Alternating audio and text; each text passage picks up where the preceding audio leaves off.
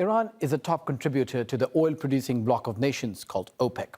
Its oil production has fallen from 2.5 million barrels a day in 2017 to just under 1.5 million barrels today. Iran's economy relies on oil and gas, and roughly 80% of its exports are from the hydrocarbon sector.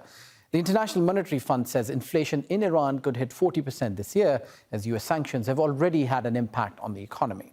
I could get the Iran oil down to zero immediately, but it would cause a shock to the market. I don't want to lift oil prices. And if you notice, oil prices are going down very substantially, despite the fact that already half of their capacity is gone. So can the United States bring down Iranian oil production to zero? Iran doesn't seem to think so.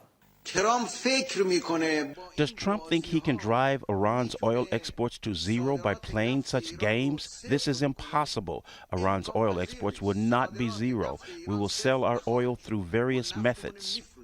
The success of US sanctions will depend on how the major buyers of Iranian oil, which are India, China, South Korea, Japan, and Turkey, react to US pressure.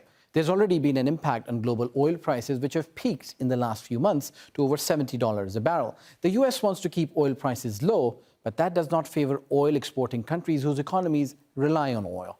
The White House will be looking at allies in the Gulf region to pump out an extra million or more barrels of oil a day once the sanctions kick in. Countries, including Saudi Arabia, have been hit hard during a period of low oil prices, and it's unclear if and how quickly they will increase their production. The IMF says Iran's recession is already spilling over to the broader region. Iranian generals have warned that if Tehran is prevented from selling its oil abroad, it will close the Strait of Hormuz, which handles a fifth of the world's oil shipments.